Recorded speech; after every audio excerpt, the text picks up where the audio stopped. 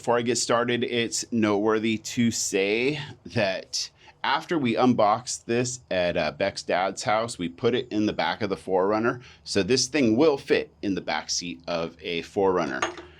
First step on their installation guide will be the handlebars, which, there we go.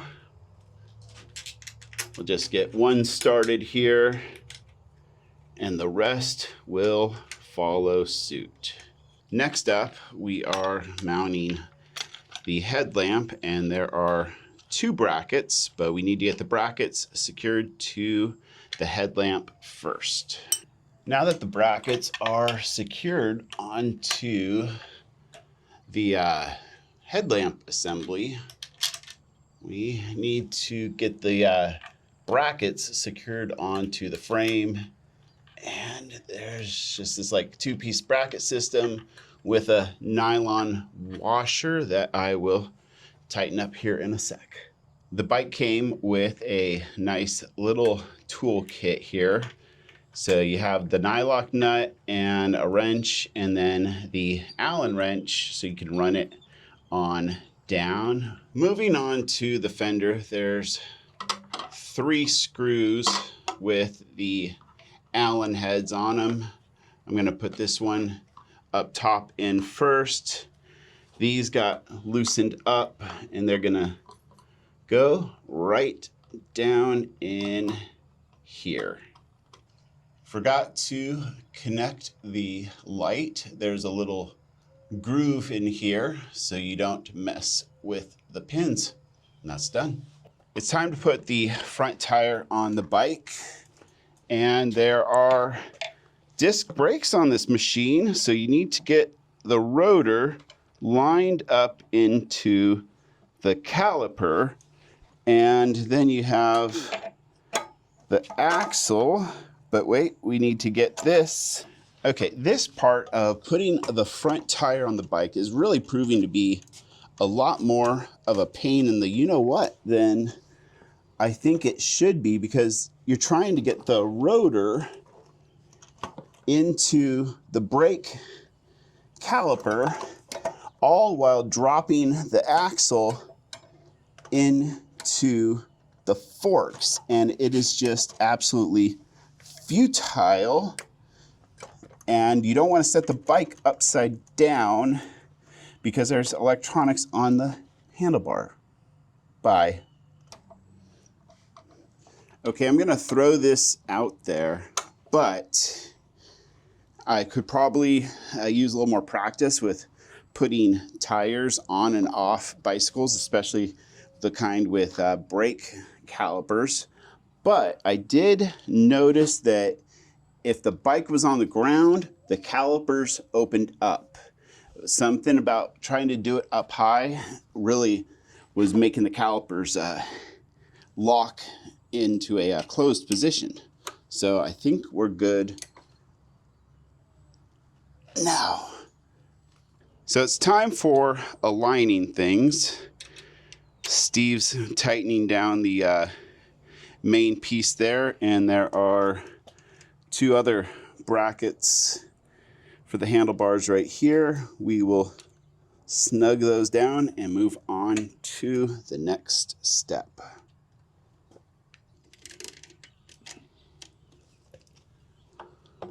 Perfect. The pedals are one directional. This is obviously the right, and then the tools it comes with, we'll just run it on down and it will stay in place. We'll repeat for the left side.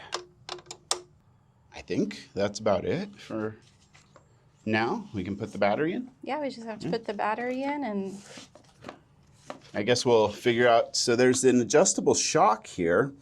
We'll learn more about pressurizing that. We also have a nice computer display. So I don't really geek out on this too much, but apparently to the people who really get into e-bikes, the 750 watt Bafang electric motor is really, really impressive. And under ideal conditions, this bike can get up to 80 miles of range on one battery charge. And You never know, we might put that to the test one of these days, once the weather cools down at least. First time putting the battery in the bike. Last night I pulled it off and set it up on the charger, and it took about 4.5, 5 hours to reach a full charge. These things are getting to be a lot like cars. Oh, okay, that's not how that works. Okay, but hey, it's locked on there, so that holds value. And how do we turn this thing on? I don't know. Hey, there's a power button. New toys, you gotta love it. Okay, maybe I didn't hold the power button on long enough. Okay, we got a little display coming on. Okay. Can I peel this off? I hate those things. Really? I do. Okay, assist. We'll I'll pick up that later. trash. Wow, I got an odometer, full charge. All right, let's give it a shot. Okay, so feels like the derailleur needs to get Fixed. adjusted a little. That's what I Oh, thought. so there's the twist throttle. Woo-hoo. Woo.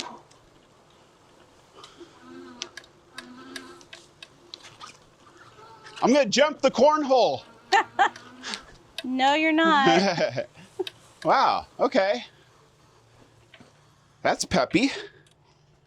Ready for inaugural ride? Mm-hmm. Okay. This is a peppy thing. Yeah. First 100-yard impression? I like it. Okay, feels so fun. let's talk a little bit about this bike real quick. 450 pounds of cargo capacity. Let's get this beaut out into the sun for this part, All right. because it deserves it. And we get e-bike offers A lot. all the time. And Weekly. yeah, literally weekly. More seasonally though, let's be honest about that. Like, they come in waves. But this bike has 450 pounds of cargo capacity, and this back rack has 150 pounds alone. So this could be a true adventure bike, like long-term fishing trips. I totally could envision something right there with all the gear. And then there's front and rear suspension. So this is, like I said, it's gonna be a beast. It's summertime, clearly, and we wanted to get this thing put together early in the morning while it was nice and cool and we wouldn't be drenched in sweat, although somebody's a little sweaty. So now we're gonna go take care of a few work calls, and then we'll come back out, golden hour, take this thing for test drive, catch some fun drone footage, and give you our feedback in terms of riding the bike. All right.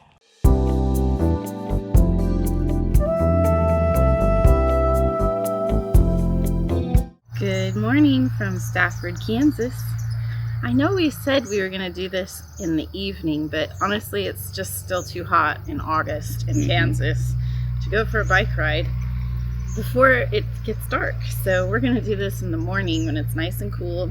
Much cooler. Yeah, gonna take the Kingbull Jumper Go. This is my first real ride beyond just the park. You drove it home the other day. You have any advice for me? It handles really well. I did have one honest mistake that happened. Is riding it back, no cameras were rolling at the time. There was a boy, maybe 10, 11, 12 years old, on a fat tire e-bike riding along. I looked over at him, he looked over at me, said, "You, me?" And a little drag race sign. He's like, "Yeah." So we did a little drag race, kept it legally below the speeds. So then we stopped to say hi afterwards. And my entire life, bicycles have had, I've always called them the nutcracker bar, right there between your legs. And so you stop, you put your feet down, your bike is gonna stay in one place. So I'm like, "Hey, young man, how you doing?" Put my feet down, bike just go, because there's no nutcracker bar. So Well, I'm a girl, so I'm not used to a nutcracker bar. yep. So And I'll that's be good. fine. So my advice is worthless. Let's go get some really good cinematic B-roll and drone shots. Okay. Safety first. Is this a comfortable bike helmet? Yeah, I have no complaints.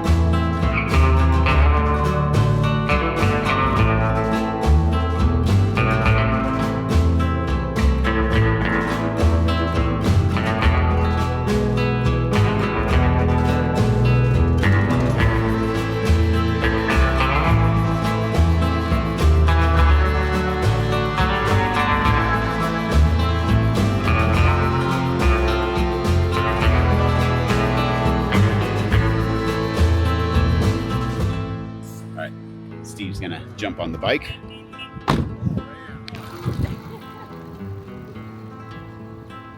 I hope my dad doesn't kill himself. Maybe you should have the helmet. I offered it and he was like, no, I'm fine. You know how guys are.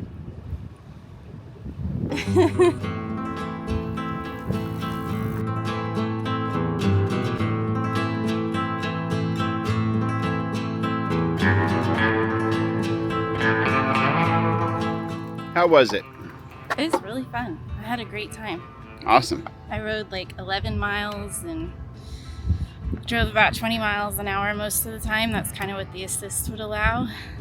And I like it because you can drive with the assist with your handlebar, or you can pedal and it will assist.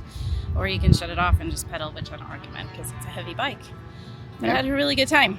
Good. I liked it. Make a nice little accessory to the adventure kit. Yeah, I could totally see like getting out in the mornings for a little ride when the weather's cool, or in the evenings, or have a nice lake to ride around, or a nice dirt road to explore. Need to get one of those e-bike carriers for the trailer hitch of the 4Runner. Yeah. Well, on my end, I had, there's some light. I had a nightmare of a time fighting the wind, and between the speed of cinematic setting on the drone and the speed that this bike went, it wasn't enough. So I had to go to normal, which made it a little more herky-jerky. So yeah, I was fighting it.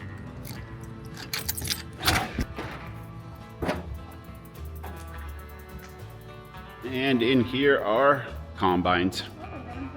Yep, you have beans, corn, and Milo still. Well, this is a good parking spot for now, and let's just pop the battery off so we'll charge it up.